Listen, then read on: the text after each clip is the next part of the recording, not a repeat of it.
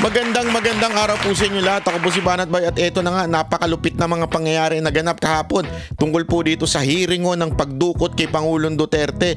Tila nabahag po ang mga opisyal natin sa PNP at talagang nagtago ho dito sa palda ni Romualdez. Naku naman.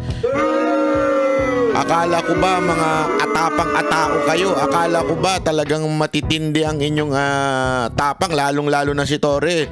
Pag hindi nyo kukunin ko yan. Yung pala, magtatago ka lang sa palda nito ni Remulla. Naku naman. Hindi tama yan. Hindi mo pala kayang panindigan ang iyong mga pinaggagawa. Nung tinatanong na kung sinong nag-utos sa'yo, nung tinatanong na kung bakit mo dinala sa dahig, hindi ka na makasagot. Kaya ibig sabihin nun, nabahag ang buntot mo. At ito na mga, ewan ko kung amo mo ba itong si Remulla. Pero as far as I know, DOJ is not your immediate superior. Diba ang commander-in-chief ninyo, walang iba kung hindi ang Pangulo, hindi ho itong sekretary ng DOJ. At sa katunayan, ang DOJ po ang nasa ilalim yan, NBI. Hindi po, never po nangyari na napailalim ng DOJ ang pulis. Ewan ko bakit ngayon tila tameme kayo ni Marbil para kayong asong nabahagang buntot doon. Walang maisagot, hindi kayang panindigan ang ginawa ninyo. Yun po ang matindi doon eh. Hindi nila mapanindigan kung bakit nila dinala si Pangulong Duterte sa dahig. Ang sabi nga ng mga senador natin, hindi naman sa pinipigilan natin yung pag-aresto. Diba? Wala namang problema kung gusto ninyong arestuhin. Wala namang problema po dyan. Pero ang problema po dyan hindi yung pag-aresto. Ang problema po dyan bakit ninyo dinala sa dahig. Pwede naman yung arestuhin dito, di ba? Pwede nyo namang arestuhin dito, dalhin sa korte, tapos doon i-inquest, doon lahat naggawin yung mga procedure. Pero hindi ho dalhin ho sa dahig. Wala akong dahilan para dalhin ho sa dahig. That po, illegal po yan. Kahit po yung ex-Supreme Court Justice na umaten po dyan sa hearing, sinasabing illegal ang ginawa ninyo. Di ba? Ang linaw po niyan, illegal according to a Supreme Court Justice. Di ba? Illegal. Itong dating Supreme Court Justice, pero alam mo, pagka ikaw ay former Supreme Court Justice, ikaw ay nire-respeto at ginagalang at para ka na rin itinuturing pa rin na kasalukuyang justice. Di ba? Kasi hindi naman po bibitaw ng mga salita yan na pabalang. Imposible ho. Kailangan talagang marespeto at the same time kung ano yung karanasan niya bilang isang Supreme Court Justice, 'di ba? At ang linaw ho, mamaya papaliwanag natin, ang linaw na sinabi niya illegal. Sa madaling salita mga kababayan, itong si Torre at saka si Marbil hindi na nila kayang panindigan. Yun ang malupit dito, hindi nila kayang panindigan yung ginawa nila. Yun lang ho yun ewan ko nga eto si Torre, puro yabang kasi itong animal na to. Akala mo kung sino itong di ba meron pa siyang interview. Actually, nagpahamak sa kanya yung lintik niyang interview na yun. Bida-bida ka kasi. Yan ang problema sa'yo, Torre, bida-bida ka. Mantakin mo, sabihin mo na pinagplanuhan mo na yan, matagal na yan. Meron ka pang plano, may report ka pa, may document ka pang dala-dala, tapos sinasabi mo pa, yabang mo kasi. Yang bibig mo talaga, sobrang yabang mo. Sabihin mo pang, bigyan nyo ng aeroplano, ang bahala dyan. Pero nung tinatanong ka na ngayon kung sino nag-utos sa'yo para magdala at bakit mo din hindi ka na makasagot. Diba? Natameme ka na. Diba? Ano ibig sabihin po nun? Wala ka pala. Wala yung tikas mo. Wala yung tikas mo. Isang malaking katarantaduhan po pala yung tikas mo. Diba? Bida-bida ka lang. Yun ang totoo. Wag na ho tayo magmaang-maangan, pero yun ho ang talagang nangyari ho dyan. So ito, panoorin po natin Umpisahan po muna natin. Medyo maraming party po kasi ito itong ating tatalakayin at papaliwanag natin kung anong mga tunay na nangyari. At alam mo yun, ako kasi honestly may part na medyo nabitin ako. Although merong na-contempt. Although ang gusto ko talaga ma-contempt, walang iba kung hindi po itong si Torre. Dapat talaga si Torre ang ma-contempt. Bakit to? Siya yung nag-execute ng lahat ng plano. 'Di ba? Ibig sabihin, siya may alam. Actually, sabi niya nga siya pa nagplano 'Di ba? Isang malaking ewan ko.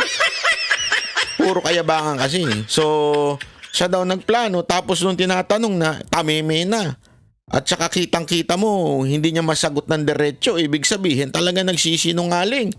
Ay, naku, kung ako senador dyan, buti na lang hindi ako senador. Hindi, totoo ha. Hindi ko naman po minamaliit po si Senator Bato, si Senator Amy o si Cayetano o si Senator Robin. Hindi ko naman po siya minamaliit sila. Naintindihan ko ho yung kasi parang lumalabas na nagkasundo. Na-a-attend sila pero hindi ko contempt. Kasi noong una, 'di ba, nagkakaroon ng problema pa sa pag-attend. Tapos sinasabi na hindi pwede. Kung hindi, magkakaroon tayo ng constitutional crisis. So siguro, nag-meet halfway sila. Hindi namin kayo papakontempt, basta umatin kayo. Although na-contempt, although ngayon, binawi na naman nung walang kwentang Senate President, di ba? Mantakin mo, anak ng wewe. Walang bayag. Yun ang masasabi ko sa'yo. Magtago ka na sa palda mo. Sa palda ng jowa mo si Art Evangelista, wala kang bayag na Senate President. Yan ang katotohanan. Wag na tayo magpagago. Magbuhat tayong paikot-ikot. Wala kang bayag. Dapat palitan ka na bilang isang Senate President. Sana kaya talagang dapat manalo ang mga Duterte senators para palitan to si ano. Kasi ngayon, hindi na independent ang Senate. Eto, simpleng-simple lang. Hindi na ho independent ang Senate at talaga nga namang sunod-sunuran na lang sa Pangulo. Yun. O kaya sunod-sunuran na lang kay Romualdez. Yun ang totoo yun. Kaya walang kwenta. Ito, panoorin muna natin. Siya nga nagsabi na siya nag-oversee sa operation. Tapos hindi niya alam na kung dinala o hindi. I hope we can reconsider the contempt citing because, sir, kaya ho nag-suffice a certification of Kanina pa Prosecutor kami General. nagre-reconsider, Secretary Boying. At pero saka kaya ho kasalanan nag-suffice po namin. Thank you, Madam Chair. Madam Chair, if Yes, you may... the ambassador is cited in contempt. I'm sorry. Yan. Mga kababayan, kahit papaano po medyo pasalamatan naman natin. Pasalamatan naman po natin ho itong mga senators na ito kahit papaano nanindigan na i-cite in contempt itong isang sinungaling na ito. Pero gayunpaman, nakakairita talaga kasi hindi pinirmahan ni Senate President. Walang kwenta talaga. Talagang dapat, sabi nga may napanood ako, meron ako narinig na dapat labanan ho ni Senator Amy itong pag hindi pagpirma ni Escudero dahil ito'y pagkalapastangan po sa kanyang chairmanship bilang doon sa pagdinig na yan, di ba? So, medyo questionable yung hindi pagpirma at pagpapalaya dito kay itong ambassador na ito. Naman talagang reglementary period. May warrant kami galing ICC. What's the reason for the rush to The Hague na hindi man ninyo madala sa isang husgadong Pilipino? As to the nuances of orders higher than Wala namang order sa time limit eh. on the Ang orders sabi given lang, to me. i-aresto, di ba? Yes, ma'am. Wala namang sinasabi ngayon na, now na. Meron bang ganon? I just executed the orders given to me, which is to arrest him and bring him to the plane that will bring him to the Hague, Hindi ma'am. pa rin yan ang dahilan kung bakit kayo nagmamadali. Ang taas-taas ng blood sugar ng tao, may edad na. Nakikita naman na hilong-hilo na. Natulog nga. Ba't nagmamadali-dalin sa Hague yan? Nadali na ninyo Arestado na ninyo Ba't pa ninyong pinipilit na bumiyahe na kaagad-agad? What's the real reason? Kasi kung talagang reglementary period does not apply, yardstick lang. Ano talaga yung totoong rason at wala nang iba? Di sana sinabi nyo nung unang pagdinig, malinaw naman na lahat ng simula noong unang pagdinig hanggang ngayon, pilit ninyong iniiwasan, sumagot ng totoo. Ano ba talaga yung dahilan na Alam mo kasi maganda yung punto dito Although paulit-ulit na nga lang kasi nga ayaw umamin itong tukmol na ito. Pero sa totoo lang, dapat po masagot yan. Bakit minadali? Yan ang napaka-importante. Pangalawa, bakit hindi dito hinarap sa korte sa Pilipinas? Which is every expert in this, yung hindi mga anti-Duterte, bawat abogado na tanungin, basta hindi anti-Duterte, isa lang ang sagot. Dapat dinala sa korte sa Pilipinas. Napakalino po niya, napakaganda po niya. As a matter of fact, ang ganda nga nung pinopoint out ni Cayetano. Gusto ko yung pinopoint out niya doon Nagkaroon ng batas na dalhin sa korte sa lahat ng mga huhulihin na ay dalhin sa korte at dapat merong guidelines yung mga paghuli. Hindi pwedeng basta huli-huli ng walang warrant. Kasi nga, nung panahon daw ni Marcos Sr., ay kaya nga ironic talaga itong nangyari. Nung panahon daw ni Marcos Sr., umaaresto ng walang warrant. Kaya nga nabago yung konstitusyon at kasama diyan sa binago ay yung pag-aresto ng warrantless arrest. So merong guidelines siya yung habang yung crime nangyayari o pinopursue mo yung tao na gumawa ng crime. Ganon. Pero syempre alam naman natin kay Pangulong Duterte it was long time ago. So hindi pwedeng warrantless arrest dyan. Dapat merong kautusan mula sa korte ng Pilipinas. Yan po ang purpose ng batas na sinasabi ni Cayetano. Ngayon, bakit hindi nagawa? Ngayon, hindi makasagot etong nag-execute na si Torre. Kaya nga ako dapat dito ito talagang kinokontempt Tapos pangalawa, bakit minamadali? Dapat inantay muna yung abogado. Anong purpose ng pagra-rush? May utos? Hindi at ito Ito, makinig kayo mabuti. Kanina naisip ko. Kasi parang, 'di ba sinasabi nga ni Senator Bongo, ganda nung speech ni Senator Bongo. He was so frustrated on ano ang nangyari. At sabi niya, parang nonsense na daw lahat kasi nga, nando na si Pangulong Duterte. Naisip ko lang, siguro malamang sa inyo, ikaw rin, naisip nyo ito. What if hindi bumaba ng eroplano si Pangulong Duterte? What if lang? Siyempre, papaligiran yung eroplano, magkakaroon ng commotion, o hindi naman siguro kung kakalad ka rin man siya sa loob ng eroplano, talagang it would be chaos, ika nga, di ba? What if nung bumaba na siya mula sa eroplano, hindi siya pumayag na pumasok dun sa bus papuntang Villamor? Di ba? Kasi kaya niyang gawin yun. And at that time, marami ng tao ang nagsosuporta kay Pangulong Duterte. Ibig sabihin, it's just a matter of 30 minutes or 1 hour na ma-delay ni Pangulong Duterte. For sure, there will be a revolution. Yung pilitin mo si Pangulong Duterte na ikarga sa eroplano at hindi siya pumayag, hindi siya tumayo, kumapit lang siya sa upuan niya o kaya kumapit siya sa mesa niya. I mean, kung ano lang this is a scenario na iniisip natin na maaring nangyari sana para hindi siya talaga madala. Isipin nyo, it will be a revolution. That's for sure. Bakit? Ang dami na nagtipon-tipon Kita nyo naman nung dinala, grabe yung pagtitipon ng tao. Pero anong ginawa ni Pangulong Duterte? Until to the last minute, inisip niya ang tao. Inisip niya ang taong bayan.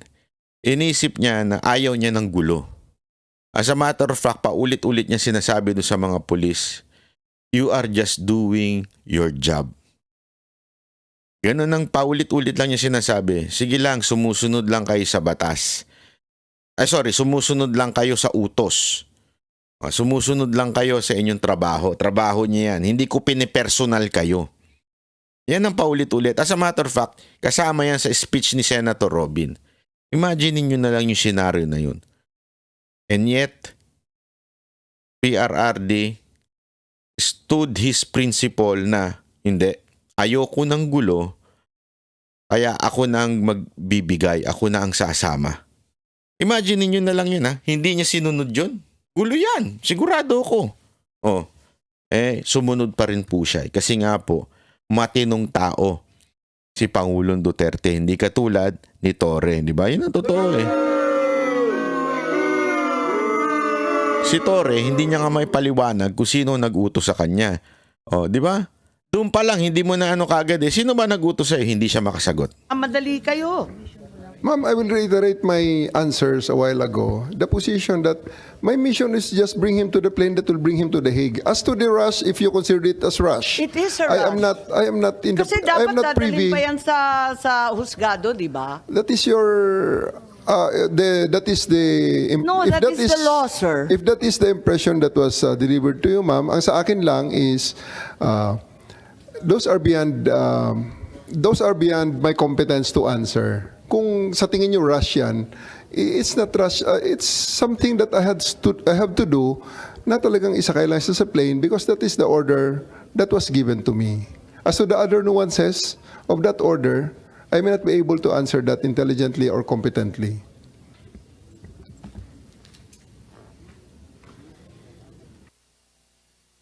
Yes, baka may maidagdag si Ambassador Lacanilaw. Yan.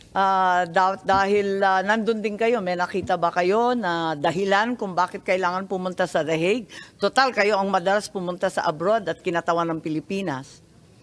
May dahilan ba kung bakit nagmamadali tayo?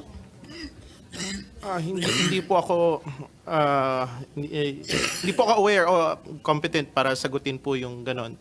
Kasi ang sa akin naman ho, ang naging role ko lang yung nung nag-volunteer ako na samahan si former President Muta ICC. Lahat tayo hindi alam ang dahilan kung bakit nung araw na yon kinailangan talaga isakay at dalhin sa Hague kahit may sakit, kahit may karapatan pumunta sa husgadong Pilipino, kahit hindi pa nakikita ang pamilya, ang doktor, ang abogadong pili, talagang kinakailangan dalhin na talaga sa The Hague. Ambassador Lacanilaw, I find your answers very misleading eh. Kanina pa, yung sinasabi mo na hindi mo alam na hindi pala siya dinala sa competent court. Grabe yan, ano? Sabi niya, hindi niya alam. Hindi daw niya alam. Pero all throughout the video na makikita ninyo sa pangyayari, siya po yung kalbong sumusunod-sunod. Hindi ko siya nilalait, ha? Pero blessing in disguise yung magiging kalbo niya. Kitang-kita siya. Siya yung all throughout sumama kay Duterte mula sa eroplano hanggang mapunta sa tawag dito doon sa eroplano din uli, yung sa pangalawang nilipatan. Mula sa pagbaba ng Hong Kong hanggang doon sa nilipatan na eroplano papuntang The Hague, kasama siya. Tapos sasabihin niya, hindi niya alam kung bakit hindi nadala sa korte. Yan. Napakasinungaling talaga. Kaya tama talaga si Bato dito sa pag-contempt. Sobrang sinungaling nitong taon to. Competent judicial authority. Hindi mo alam. Hanggang ngayon, hindi mo pa rin alam. I'm giving you a chance. Opo. Ayun, no? Yung yan kasi yung yung do not know. Kasi ito yan yung parang sinagutan doon sa ICC. Tinanong siya kung naidala ba yan sa local court o doon sa na korte ng pinanggalingan niya. Ang sagot niya, do not know. Tingnan niyo kung gaano kagago no? Pero siya ang kasama mula doon sa pinagbabaan ng eroplano galing sa Hong Kong. Mantakin mo yun. Tapos sasabihin niya, hindi niya alam. Hindi naman siya nawala sa tabi sa paligid. Sira ulo rin, no? Deserve mo yan. Kaya lang, yun lang. Mahinang nila lang si Escudero. Pero deserve mo yan makontempt. Mr. Senator, kung ano po yung nabanggit ko kanina. Yun po. Nandoon ka the whole time. Galing sa tube hanggang doon sa Villamor. Nandoon ka. Hindi mo rin alam. Hindi mo pa rin alam na hindi siya dinala sa judicial authority. Yes, Mr. Senator. Hindi mo alam. Hindi alam ang puto. So you're lying. Nanggagago. You're lying. Lying talaga. Madam Chair, I move to set in contempt Ambassador Lacanilaw. Last chance, hindi mo alam if nilabas sa Villamor si PRRD? Hindi mo alam?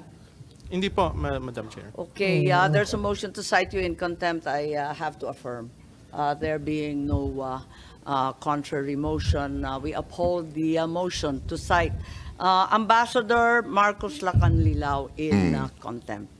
Thank you, Madam Chair. I'm giving you the chance already kanina. Sabi ko nga, ayaw namin gamitin yung power to contempt dito, to cite in Ayan na. Antayin nyo. To the rescue na si Superman.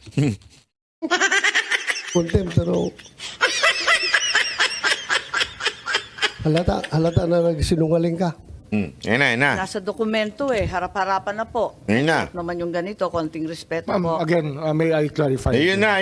Please. Ayun na. Ma'am, it's an extradition form. That's why the questions are not answerable by another jurisdiction, but not our jurisdiction. So it's very hard to answer something that works in a different manner. Hindi nga sir, ang tinatanong namin sa kanya is kung nandun man siya the whole time, hindi man niya, alam niya na hindi dinala si President Duterte sa isang competent court. Hindi nga Tapos ho sabihin niya, hindi niya alam. Kaya ho Siya nga nag-suffice. nagsabi na siya nag-oversee sa operation. Tapos hindi niya alam na kung dinala o hindi. I hope we can reconsider the contempt citing. Ano to, aregluhan?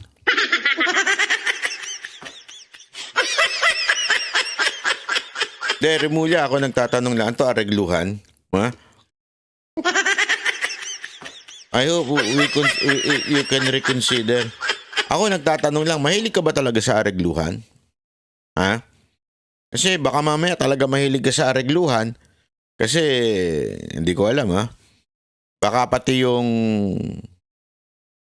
kaso nung anak mo.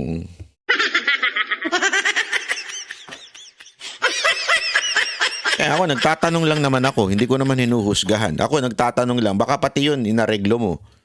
Inareglo mo po ba yun? Ako nagtatanong lang ha. Ito'y a question, not a judgment. Kasi dito, ang hiling mo sa aregluhan eh. Lantaran na nagsisinungaling yung bata mo, tapos sasabihin mo ngayon, baka naman pwedeng reconsider na natin to. Ano to? Balato? Ganon? Kasi ganyan ng mga ano eh. Sensya na, ganyan ang mga nasa gobyerno, mahilig yan sa, balato mo na lang sa akin to. Ano mo na lang sa akin to? Balato na to. Ano talaga medyo hindi lang mas marunong sumagot tong bata ako eh. Balato mo na lang to. Ganun, ako nagtatanong lang sir ha? Ganun po ba? Ganun po ba sir? Oh, hindi. Hindi, ako questioning you. Because, sir, kaya ho nag-suffice a certification of Kanina pa Prosecutor kami General. nagre-reconsider, Secretary Boying. at Pero saka kaya ho kailangan nag-suffice po namin. sa ICC, kaya tinanggap nila yung certification po ng DOJ is because under their system of government, under the system of the ICC, ang prosecutor is competent judicial authority. That's Wow, why may bago na siyang batas. Eto, kasi nga, doon sa Article 59, dapat dadalhin sa local court. Ibig sabihin, yung Korte ng Pilipinas. Sinasabi niya ngayon, yung ICC daw, kaya tinanggap si Duterte doon, ay dahil tinatanggap daw ng ICC na yung DOJ ay local court. Oh. Sinungalingan. Antindi ng kasinungalingan. No? Alam mo kung bakit isang malaking kasinungalingan yan? Sabi nga nung hindi Chief Justice, Supreme Court Justice na naandyan, sinasabi niya, kaya nga magkakaroon pa ng hearing on September. At doon palang aalamin kung katanggap-tanggap po ba etong si Duterte. Doon pa lang siya tatanggapin kung akusasyon, nasa jurisdiction ba nila. Yun yung sinabi. Kasi nga, ibig sabihin po, hindi pa totally masasabi mong legal yung pagkadala kay Pangulong Duterte. Dito, pinangungunahan mo na naman. Remulla, ganyan na ganyan ka. Dun sa kaso ni Tebe sa Timor-Leste, lagi mo pinangungunahan yung bansa, yung Timor-Leste, lagi mo sinasabi, uwi na yan, malapit na yan, uwi na yan. Mag-abang na kayo sa airport, mag-abang yung mga media sa airport. Uuwi na yan, next week, uuwi na yan, sa susunod na buwan, uuwi na yan. Kasi Ano mo kasi ito, ito si Remulla yung tapang nito, yung masyado siyang confident na masyadong mayabang na. Na akala mo lahat alam niya. Kahit yung gobyerno sa ibang bansa lagi niyang didiktahan na, hindi, na yan, sigurado yan kasi hindi naman papayag ang Timor-Leste na ganito. O yun, ano sabi ng Timor-Leste? Sorry, you're denied. Gago! Eto ka na naman, nagmamagaling ka na naman. Sasabihin mo, tinanggap ng ICC yung DOJ bilang judge or judiciary dito sa Pilipinas. Walang sinasabing ICC ng ganyan. Saan mo nakita yan? May sarili ka talagang lingwahe, no? Very foreign to Ambassador Lacanilao. Hindi naman ho madaling malaman yan until ho pinaliwanag yan ni Justice Ascuna sa atin.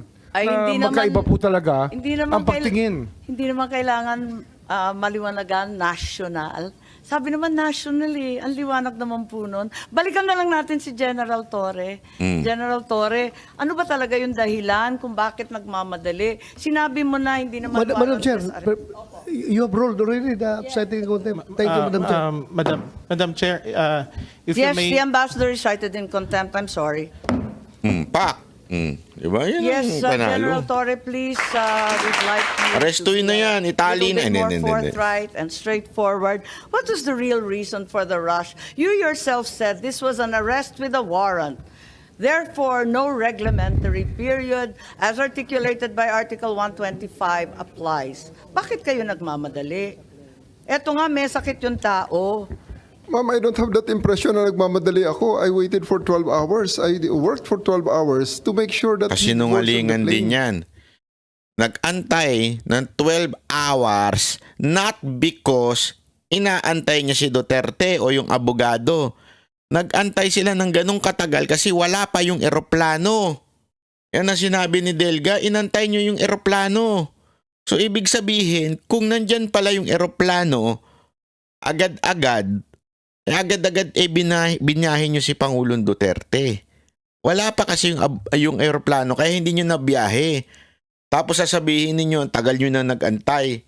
Ang tagal na inantay doon sa eroplano, hindi dahil sa inantay ninyo magkaroon ng abogado si Pangulong Duterte. Sino nga? Ako.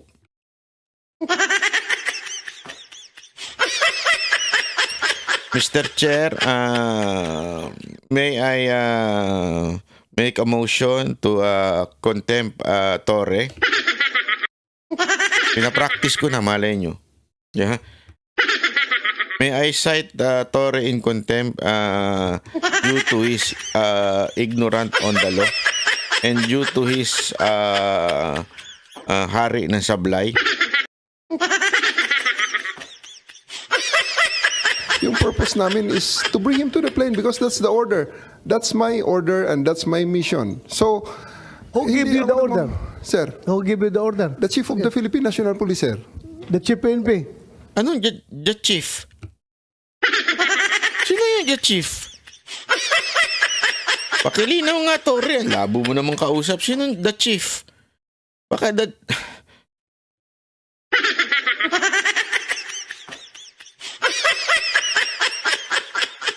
You are giving order to the CIDG. Who gave you that order? Sir, I'll invoke my executive privilege. Bakit executive privilege po? Paano naging executive privilege po? Yan na, hindi na makasagot. Pasok, Nangyari Remulla. na, tapos na eh. Sino nag-order? Ano ho yung tanong, ma'am? O ba, hindi ikaw ang tinatanong, bakit ikaw ang umeeksena?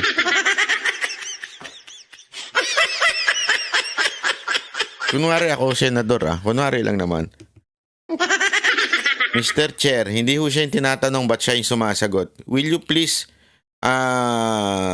understand the rules here in the hearing?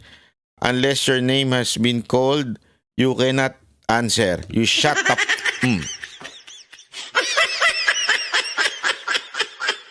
Alam mo, pagka mga ganyan talaga, mapipilitan talaga ako.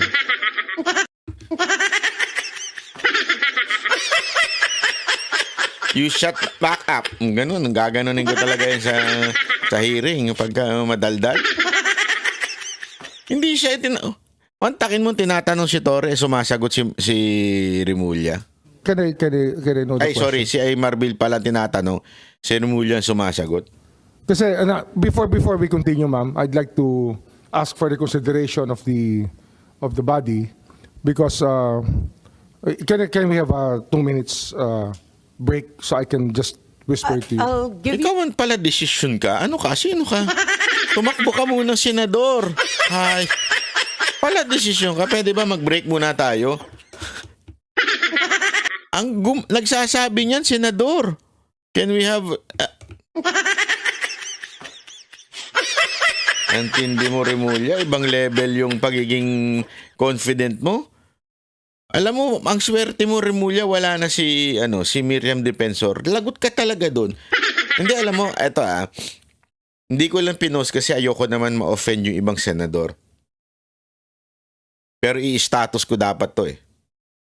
Sasabihin ko sana, ito ang isa sa mga dahilan kung bakit kailangan natin si Lambino, si Marcoleta, si Kibuloy sa Senado. Kasi ako, sigurado ako, pag itong tatlo na ilagay mo sa Senado, at saka si Rodriguez pala, ay magiging hard. Hindi yung, naintindihan ko, yung iba kasi hindi nila style eh. Wala naman po masama nun. I mean, kanya-kanya yan eh. Kanya-kanya sila ng style, how to approach issues sa lipunan. Actually, kasama din pala si Jimmy. Si Jimmy rin madiin pag nagsalita. Yung iba talaga, kailangan talaga natin. Kasi nga, walang paligoy-ligoy.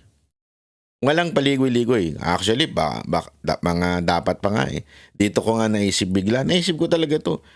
Na dapat pa din, pare si Philip Salvador, talagang isa sa mga unahin na natin yan. Kasi yan ang matapang din. Hindi man yan abogado, pero matapang din ho yan tao na yan. Talagang, ako eto to be honest, nung una, totoo ito. Para lang sa kaalaman ninyo. Ako, honest na tao ako, hindi ako yung plastic. Noong una, hindi ako masyadong convinced kay Philip Salvador. I know he is a good friend of Senator Bongo. I know he is a loyal Duterte supporter. Alam ko yan. I know kaibigan siyang matalik ni Senator Robin. Pero somehow, although hindi ko naman naisip na hindi siya iboto. Pero somehow medyo parang napapaisip ako, naku, paano ito? Anong dahilan para iboto ito? Dahil ng taong bayan So yun doon namin ikakampanya, parang ganun. Paano siya naisip ko. Pero nung nakita ko siya unti-unti sa mga campaign, etong taon to may bayag. Yun ang sinasabi ko. Kailangan natin ng may mga bayag eh.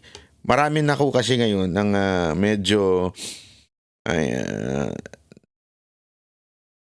matalino, magaling, pero medyo may pagka ayaw bumanat, ika nga. Kasi parang hindi ko alam kung anong dahilan, style nila o ganun ang personality nila whatsoever. Pero ganun, di ba? Ayaw bumanat. Ako, parang hinahanap ko yun eh. Hinahanap ko yung Miriam Defensor eh. Hindi ko sinasabing Miriam Defensor ito mga sinabi ko yung tapang ng ganun. Ngayon, posible bang magawa ito ng mga to? Pwede. Dagdagan lang ang aral. Diba? Pag nag-aral ka naman eh. I mean, pag talagang pinag-aralan mo bago kayo mag-session, tapos i-combine mo nung tapang, hindi ang gandang resulta nun. Kesa naman yung, oo nga, nag-aral, pero wala namang bayag, di ba? Anuhin mo yun. Katulad ni Chis Escudero. Matalino, maboka, maraming alam, maraming karanasan, di ba? Pero walang bayag. Ano nangyayari? Para tayong tanga. Magko-contempt yung isang chairman ng komite, biglang kokontrahin mo. Anong tawag mo dun? This is a break, very, very shortly. But in the meantime, can we just finish Senator Bato's query? Oo, tapusin lang po natin tapos mag-break po tayo. Okay, si Senator Bato, please. May tinatanong yata siya kay Chief PNP. At ito ay may kinalaman sa chain of command lang naman. Pakaliwanag, sinabi na naman ni DOJ... That's executive privilege po. Basta usapan na po within the executive Puta, department. ikaw hindi na- nagdidesisyon? Basta ano? Ikaw na pala nagdidesisyon ngayon sa Kamara, sa Senado? Tingnan mo yung sagot ni ano ha? Oh. natin tapos mag-break po tayo. Okay, si Senator Bato, please. May tinatanong yata siya kay Chief PNP. At ito ay may kinalaman sa chain of command lang naman. Pakaliwanag, sinabi na naman ni DOJ... That's executive privilege po. Basta usapan na po within... Basta. Ikaw ang nagdidesisyon.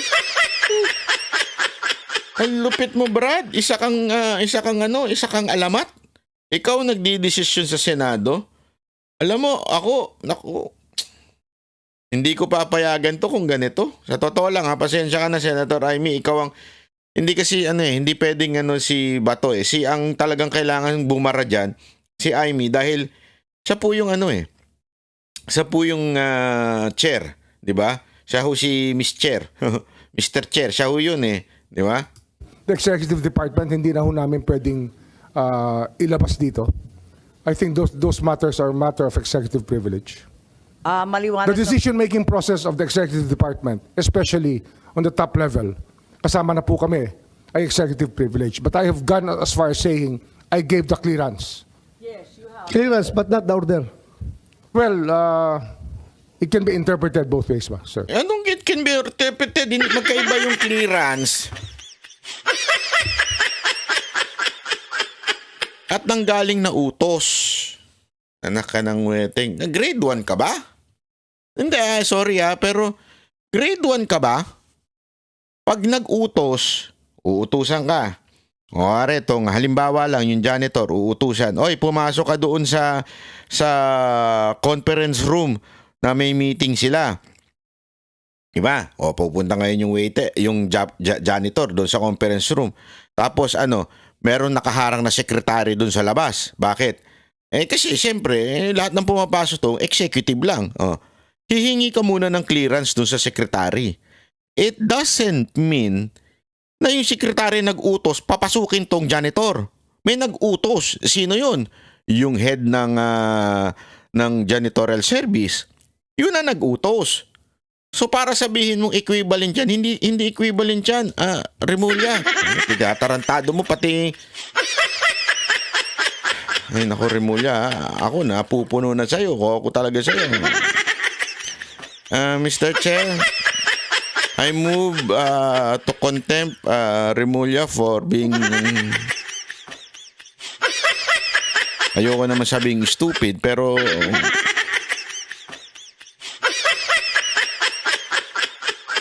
I want to move in motion.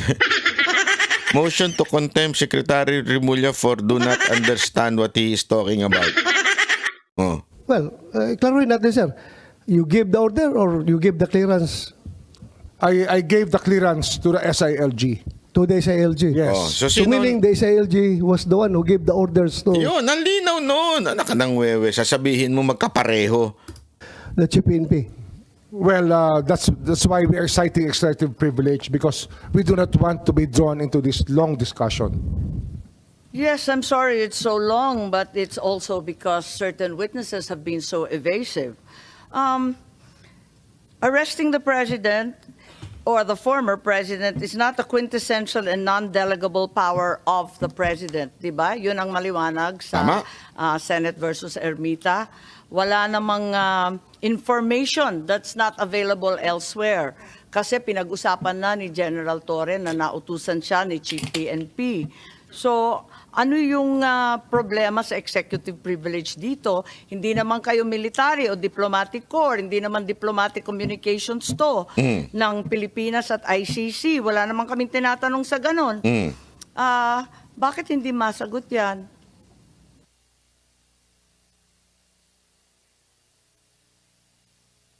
Maliwarag naman po yung Supreme Court at may limitasyon naman yung executive privilege. Tinatanong lang, sino nag-utos? Paano ba? Ano ho kasi, decision-making process po ng Executive Department ay mahirap pong ilabas lahat ng nangyayari. Ito yung purpose of executive privilege. That's the reason why this doctrine was ruled, was drawn by the Supreme Court in the different cases. Ayan na. Wala na. Puro palusot na po itong si Remulla. Wala talaga tayo makukuha dito. Alam nyo, mga kababayan, ito nga ho yung, nangyari. Diba? Na-contempt po yung si Ambassador kasi nga nagsisinungaling siya na hindi daw niya alam kung nadala sa local court o hindi si Pangulong Duterte. Siya ho ang kasama mula sa eroplanong sinundo sa eroplanong galing Hong Kong, sinundo niya doon hanggang hinatid niya doon sa dahig, di ba? Tapos sasabihin niya, hindi ko po alam. Ano to, nag-disappear bigla si Pangulong Duterte sa harapan mo, nandun ka all throughout. Oo. Kasi nagbida-bida ka na ikaw ang nangyari kasi ito mga kababayan, sa totoo lang, feeling ko, siya yung siya yung inatasan. O ikaw ang parang mag-pretend na Interpol. Ikaw yung, hindi kasi mansinin niyo sabi sila ng sabi ng Interpol. Pero wala ka mahagilap na Interpol yan. Hindi, sumusunod lang kami sa courtesy lang ito ng Interpol. So parang akala ko nga nung una, sa totoo lang, akala ko parte ho sila ng mga Interpol. Hindi po pala. So ibig sabihin, mga kababayan, isang malaking katarantaduhan po pala yung talagang nangyari. Di ba? Tapos, sasabihin niya ngayon, wala akong alam. Kami ang boses ng masa, hindi natatakot. Katotohanan lang, di kami nalulunod. Walang bahid ng sismis, lahat ay totoo.